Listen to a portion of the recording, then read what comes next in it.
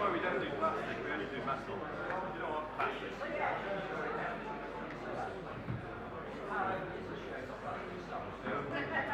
time we'll have a bring your own chair over there as well.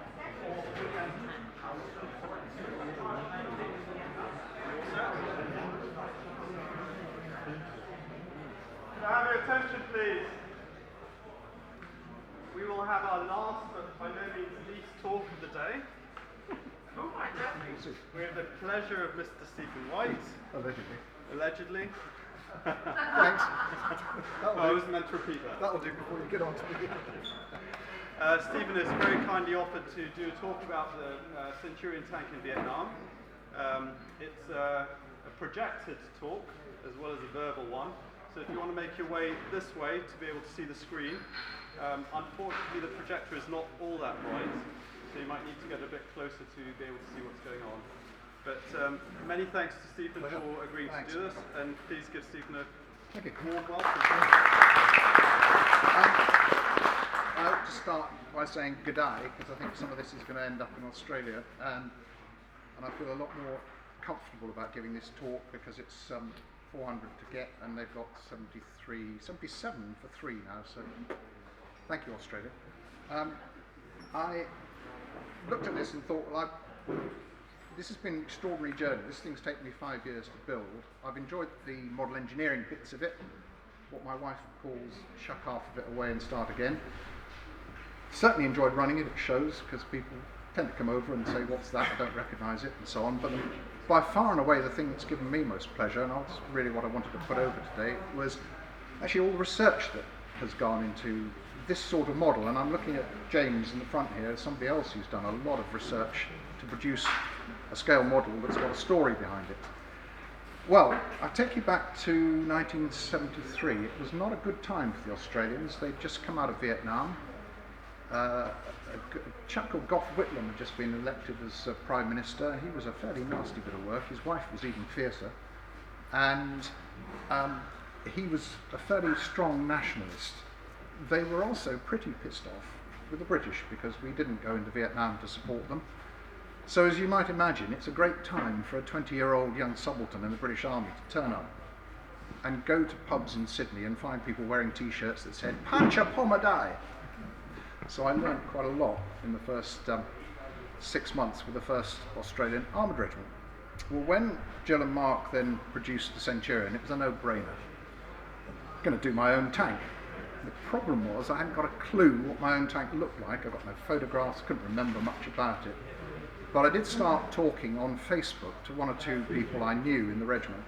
And they said, no, mate, you could do my tank, one of the Vietnam ones. Well, I hope you can see this. It's quite difficult to catch, but the barrel name on the side there just caught my eye. It's pure genius. They were operating in a province called Phuoc Thi, and you can guess what the barrel name was. They were told to take it off very shortly afterwards, but it lasted long enough for me to think, well, I'll do that.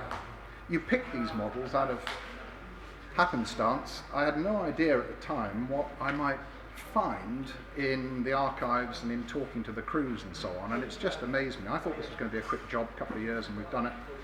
And it's the depth of the research that's kept dragging me into more and more stuff that has resulted in what you see on there.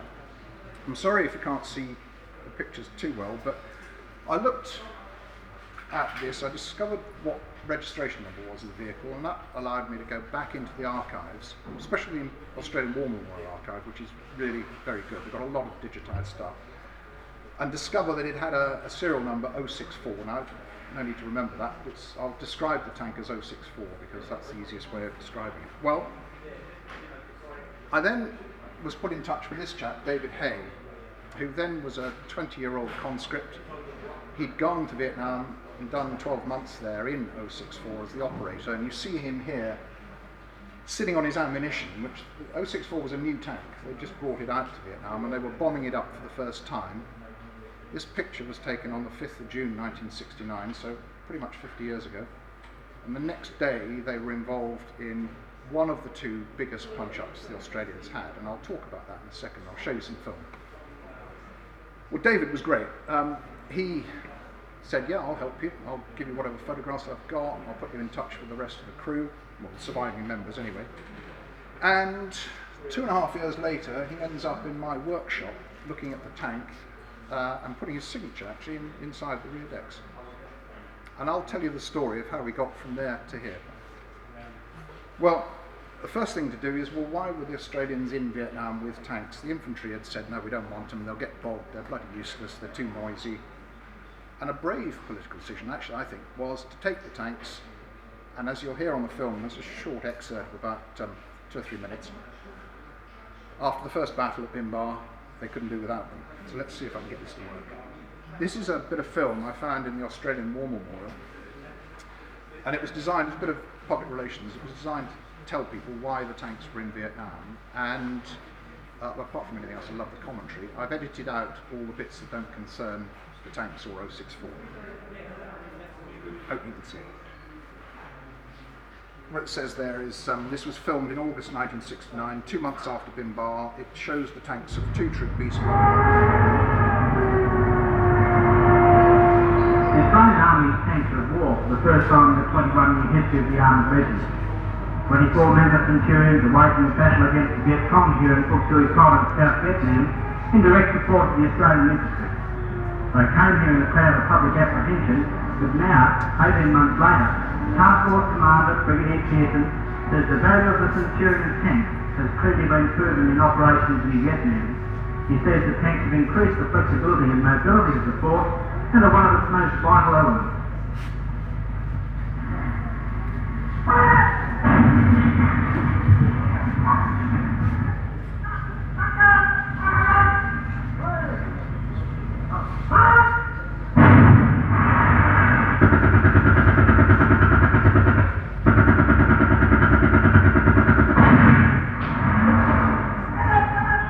The decision to deploy tanks to the war was announced by the then Prime Minister Mr Hock in October 1967, and it aroused the storm. The critics said the 52-ton beasts would bog down in this steamy, soggy Southeast Asian country, that they would be restricted to base areas, and even if they could work outside, they would not be able to keep up with the infantry. The decision was firm, however, and 4 months later, the tanks were tumbling across the Asian countryside, and the critics' arguments were put to rest. Mobility is restricted in the wet season, but for the tankies the tempo does not slacken and operations continue. Incidentally, the ground pressure the tanks exert is 12.5 pounds a square inch, about 3 pounds lighter than the pressure you are now exerting on your lounge chair.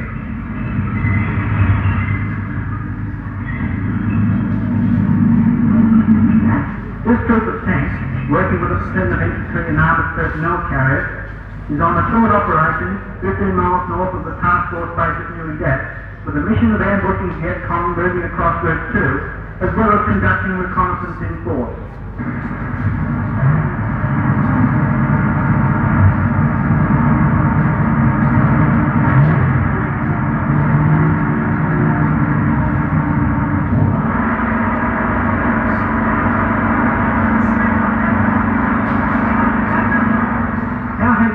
Reacted to the tanks.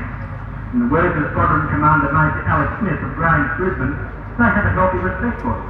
Particularly if they have nothing like them. Is David Hay. As a comparison, you could ask yourself whether you would rather face a herd of wild horses, if you could call the armoured personnel carriers such, or a herd of wild elephants. The tanks have given the infantry the ability to be a rolling, crushing force. 90% of the time, the Viet Cong break contact in the fight when they hear the tanks coming. Before, they could escape through the rubber trees and thick jungle. Safe from armoured personnel carriers, the trees are no obstacle to a tank. Because of their grudging respect for the tanks, the Viet Cong are taking pains to learn their measure. They now have a rocket-propelled grenade capable of penetrating armour that took them 13 months, and it took about 12 months to find the size of mine required to stop the tanks. 5 tanks have so far been penetrated by the artillery Gs, as they are called, and 2 badly damaged by anti-tank mines. However, of the about 400 tankies who have now served in Vietnam, including members of the present squadron, only 2 have been killed and about 30 wounded. The Centurions are old. They've been in service since 1954, but despite their age, they're doing a job in Vietnam which has confounded their critics. The ultimate in praise comes from an infantry soldier when he says he's not happy when the tanks aren't around. bit about exerting the pressure on the chairs, because it's a bit more stable than these things.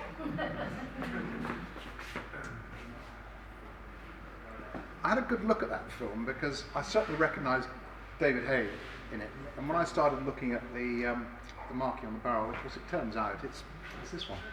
What are the chances that a bit of film taken at random out of the Australian War Memorial actually happens to be the tank you're researching? So, sometimes fortune smiles on you.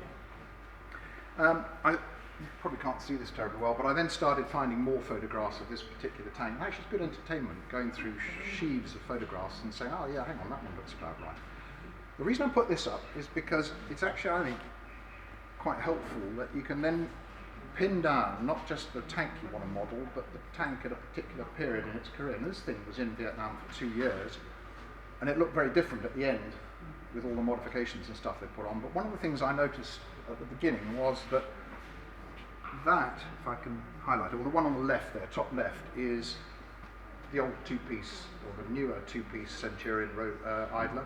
On the other side, funny enough, they had the old model. So get on your lathe and make another idler wheel to make the repair. It's another 6 months worth of entertainment there. That's a pretty poor photograph, you won't see much of it, so I'll move on, but it was helping me with the markings. All of these tanks had fairly distinctive markings, and they were all fairly individual because they were hand painted, so that helped me later on get what you see on this sorted out. And those are, some of them are personal pictures Yes, of the guys? Yeah, most of these are, in fact. Oh.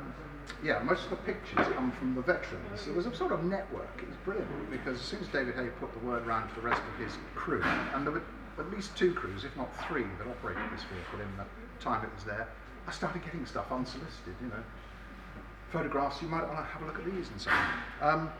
At the same time, I had been put in contact with this chap, Paul Scott, who had never served, but he was restoring a Centurion. It's 091.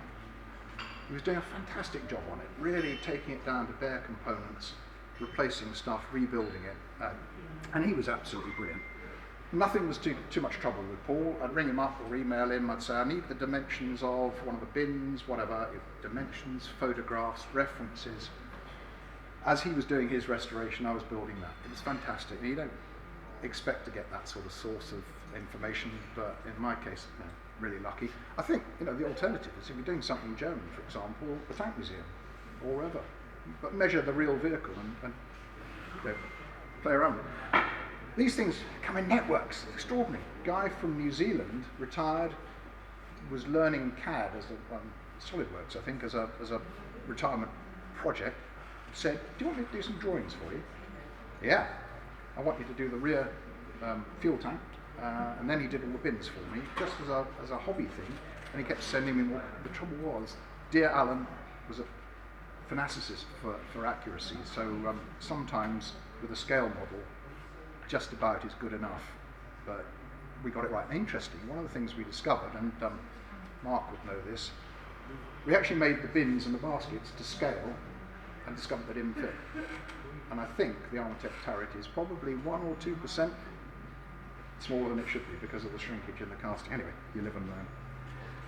Back to 064 in Vietnam. We're now in June 1969. David had told me, rather sort of diffidently, that they'd been involved in a battle called Bin Ba. It was one of, as I say, one of the 3 actions in Vietnam that the Australians awarded battle honours for, so that tells you it was a fairly serious punch-up. This photograph shows David, I think 1 or 2 days before Bin Ba. They're taking over a new tank. He's just putting the searchlight on the back. And the next day, when I found this film on the Australian, and this does show this tank in action.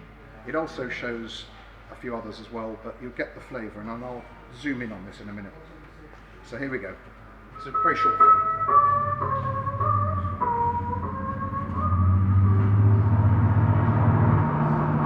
The Battle of Bin Ba, or Operation Hammer, was fought over 2 days in early June 1969.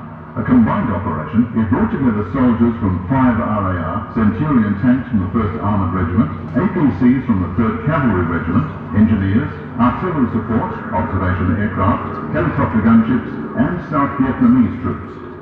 Early in the morning of the 6th of June, an Australian tank and an armoured recovery vehicle had been fired on by a rocket-propelled grenade from a house as they passed through the village of Bin Bar, about 5 kilometres north of the 1st Australian Task Force base at Nui Dat. D Company, 5 RAR, the Task Force's Ready Reaction Force, was sent to clear the village.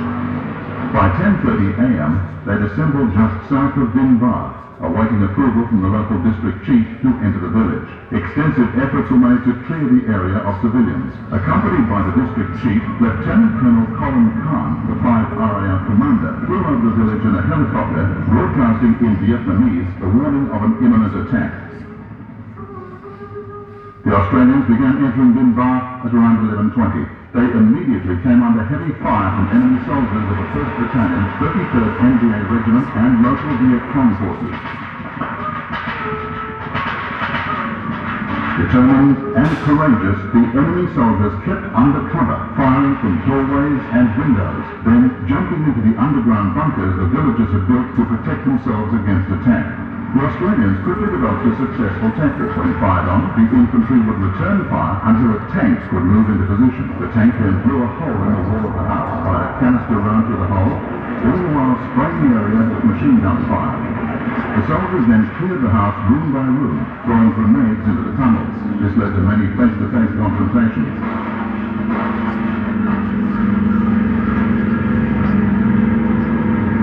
The tanks proved invaluable. Without them, the men on the ground would have suffered far greater casualties.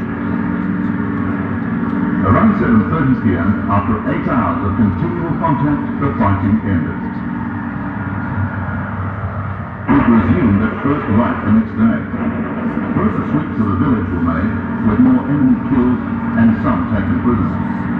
Fighting also took place in a nearby rubber factory. By the end of the day, most of the enemy were either dead or had withdrawn. Casualties were heavy. Up to 130 enemy were estimated killed and 8 were taken prisoner. Substantial amounts of enemy weapons, ammunition, supplies and documents were captured. The Australians recorded 1 death, an infantryman, and 8 wounded, most of whom were from the crews of the 2 damaged Centurions. Soon afterwards, in a related operation, the enemy suffered further heavy losses, this time at the hands of 6 RAR. Bin Bar was one of the major engagements fought by the Australians in Vietnam, and one of the few big battles to be fought in an urban setting, something the Australians generally tried to avoid. The one thing that you try and avoid at all costs with a tank is operating in a built-up area. The other thing that was a big surprise in Bin Bar was that they were up against North Vietnamese regular army, not the Viet Cong, not the guerrillas. And I think it's probably true to say that they caught a cold to start with. They underestimated the opposition. A very weak force went into the village, and they were pretty hard hit. And the accounts that David Hay has recounted to me, and some of the evidence they show, really showed you they had a fight on their hands. In fact, David said that they had fired almost every round of ammunition. That's 50 or 60 main armament rounds and several boxes of machine gun. And actually the reason they had to disengage at one point was because they'd virtually run out of ammunition. I'll show you just one more bit in a minute because it really sort of brings it home to you. I'll skip over this next bit. 2015, 2016, I had to go to North Vietnam. I was poking around in the North Vietnamese Army Museum, as you do. One of 3 museums in Hanoi that's got a John McCain's original flight suit. When I talked to the director, he said, yeah, every museum should have one, it's brilliant. I found this map, which is one of the operational maps that was probably used at or around the time of Bin Bar, and as ever, officers love to draw big arrows on maps. A few big arrows on that one. This is a poignant photograph because I think it shows you what guys about to go into action on a tank are going through. And this is Bin Bar itself. It was then a small plantation village. I started to find some of the official records of Bin Bar. If I can get it up on the screen, it's not of great interest. I mean, these are just documents, but come on. Oh, it's going to freeze on me now. Commanders' diaries, a very good verbatim account written out afterwards. They did make people record, because one of the things that was very important in the Vietnam experience was people learning from their lessons. And for me, it's been fascinating then to go back and try and understand what was going on. And so I thought, particularly for this talk today, I thought, well, I'll try and put some of this together. I'll take the photographs that are representative. They're not the actual photographs, but they're representative of Bin Ba, because I found 90 minutes worth of radio exchanges that are in the Australian War Memorial, recorded verbatim at the time. And by putting that sound together with some pictures, I hope I can give you a flavour of what it was like. I've sent this to David Hay a couple of days ago, rather tentatively, thinking, if he says no, this is not right, it's inappropriate, I wouldn't show it. But actually he came back on Thursday and said, yep, no, it captures what it was like on the day, so I'm going to show you this. This is something I've put together, as I say, from material that I've had around. And bearing in mind that what you'll hear a radio call sign 22 Bravo, that's David in his wagon.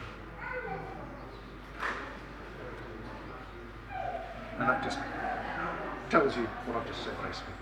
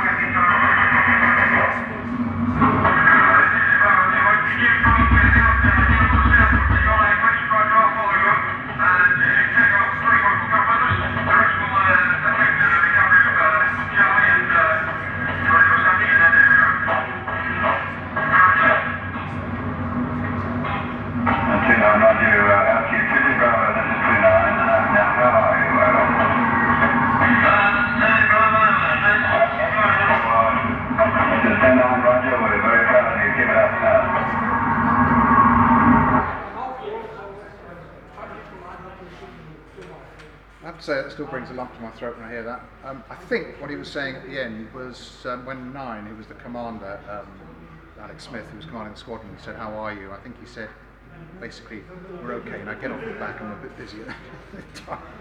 But I hope that gives you a flavour of what David experienced. And it's still, I think, quite moving. Let me just get up.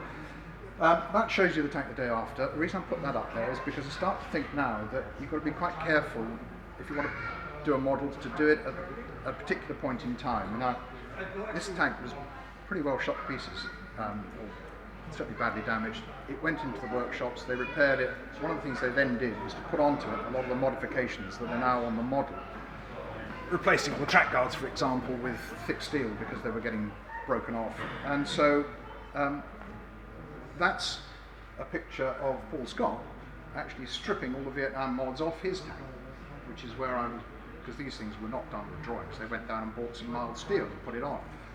So I was able to get the dimensions of the Vietnam modifications from Paul, of which more in a second. I'll move on very quickly. This went on with another crew to serve another year in Vietnam. It got involved, remarkably, in the second big punch-up, a thing called Op Hammersley, and that's Rip Riley, the commander of the tank at that time, who's produced his signature for the back decks, which I thought was a nice gesture. This photograph shows you what they're up against. They were assaulting up a valley into a mountain area with bunkers. Probably one of the more difficult things you can do in a tank. And this picture shows you another view.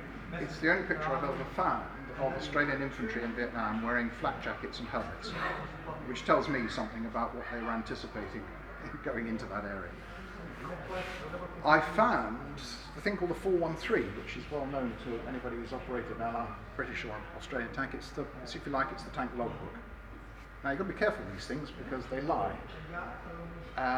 People can't be bothered to fill them in, they get things wrong, so you have to take with a pinch of salt what you find in them. But it basically gave me quite a good view about what was on the tank when, what happened to it. But above all else, discovered that 064 probably finished its life as a target on the ranges of Papunya and was shot to pieces. Or was it? Well, this is Paul Scott's tank now in Victoria. Bear in mind it's 091, it's nothing to do with 064. I can't remember whether I can show you this, but up in that corner there, I began to notice some marks. In fact, that's a picture taken at Bimbar, that's the rocket penetration, those are the striations that came from it. That's Paul's tank, hole that's been welded up, striations. Is that the tower? Yes, it's just there, top of the mantle. Is that an RPG, right? Yeah, RPG 7. One of the first that was penetrated. I mulled it over for 24 hours and got on the telephone to Paul and said, Paul, I think I've discovered that your tank might not be what you think it is. In fact, I think it's 064. He said, mate, you're well behind. A very good friend of mine, Mike Cecil, who'd been one of the senior managers at the Australian War Memorial, had already twigged this because Mike is an expert on Australian Centurions. In fact, Paul knew about it and was keeping very quiet about it because there are obvious implications. But, cut a long story short, the story's now out in the open. That's David Hay, who was reunited with his tank, and that's him looking over the damage that had happened at that point about 45 years previously, which I, again, think is rather poignant. And that's David inside the turret, standing where he was during the Battle of Bimbar when he was quite severely winded. So it's been that incredible journey, in which, between a community of people in 4 different continents, we've stitched together the history of a vehicle that probably would never otherwise have been recovered. And the 3 surviving members of the crew, Barry Benier, the crew commander, and Bill Morris, the driver, were reunited with 064 at Paul's place, and that's then. And Paul actually, of course, changed the serial number on the vehicle from 091 to 064, so 064 now lives on. David actually went back to Bimbar, and you can't really see it very well, but the picture in the centre is about him standing on the spot where his tank was hit. As he said, they had an incredibly friendly reception from the people there, and it's particularly poignant because the village had been a plantation village, French rubber plantation, with a lot of South Vietnamese inhabitants. After the war, the North Vietnamese army had lost so many people in Bimbar that a lot of them came south and took up residence in the village. So he said actually a lot of them were descendants of the people who'd been killed during the battle. The signatures of the crew are on the back there in the back decks. and I'm sort of winding up at this point. The next thing was colour. Some people argue, well, you just slap any old colour on because you know, it all gets changed once the tank is operating. But I think unless you start with the right colour, you're never going to end up with something that looks, if you're that finicky about it. So in the middle, Mike Cecil was kind enough to send me the original reference colour cards. Paul Scott then sent me a sample of the paint that he'd had mixed up by a company for the restoration. And I then went to what turned out to be an extremely expensive car restoration company in Surrey. They all are, aren't they? And they made up the paint for me. They got it wrong the first time. Actually, the second time round, they got it pretty well perfect, and so I was happy. But then you cover it in mud and you lose it. I've skated on over the markings. There we are. Where are we? All drawn on PowerPoint, but taken from the original photographs and then put onto transfers. The weathering. I was going to talk a bit about weathering, but I think it's such a interesting, touchy subject that, you know, some people love it, some hate it. I think you have to do it in order to get the model that looks as though it was operational. But I do it in 3 stages: base coat, then do something called rendering, which is just bringing out the detail in black and shades and light, and then put the other stuff on top. So you've got a choice really. You end up with either something that looks like the original vehicle or something that looks like some tank that's just come out of the factory. It's the choice. And this is it after 5 years.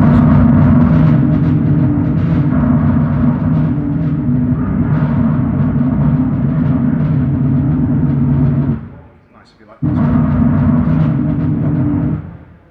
Nice if you like this one. You like this one? Yeah, why not? I found that photograph. It's pretty well the last one I found of 064. I think it's 064. May not be. There's some argument. Anyway, it's sitting on a bridge on an operation. Adrian Harris buys David Skeldon's fantastic Centurion bridge. There's only one thing you can do, isn't it? Which is to stick the model on Adrian's bridge and then do a little number on Photoshop. I don't know if it fools many people, but it was something that kept me amused for an afternoon. But it was a litmus test for me of whether this thing actually looks, can it be confused with the real thing, which I think in the end is more or less what you're trying to aim. So that's it. We've connected now a tank that fought in Vietnam 50 years ago with a guy that's restoring one in Australia as we speak, with a model that's taken about 5 years to build. And David, I don't know whether I made it clear at the beginning, came over halfway through the build. He liked it to the extent that he had another reason for coming over to the UK, decided to come and see us again just the end of last year. And I treasure that memory because he's a lifelong friend now, and he and his lovely wife came over, and I said to David, okay, come on, be honest, what have I got wrong? And he said, well, it's pretty well all right, but he said, I didn't have an M79 grenade slinger, I had an Armortek, and I had a tin mug, not a plastic one. So, I know it's gone now, but anyway, I put it onto eBay, get an Armortek, get a tin mug, and he's happy now, and I even put some tea in the mug for him. So, anyway, that's it. Thank you for being a very patient audience.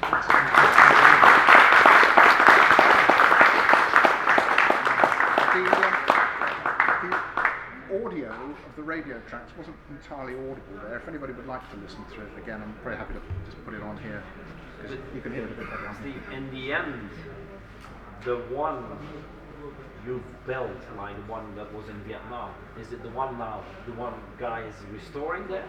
Yeah. Is it that one? Yeah. Yeah. So it was actually destroyed, but it's still there. It wasn't destroyed. So it's that one. There's a backstory to that, and since we're filming this, I won't tell you what it is, but again, if anybody wants to know what the real story is about how 091 became 064, I'll tell you afterwards. You promise not to quote me. But it's a good bit of Australian logic. Oh, there's logic. There. Stephen, thank you very much for the Pleasure. talk. We're now going to be moving outside just to the front here for a quick photo opportunity. So with all of the tanks and everyone standing out front, I think that would make quite a nice photograph. Sven, if you wouldn't mind being the photographer, that would You want be me to much take an obliged. aerial picture or? And after that, Dave is going to run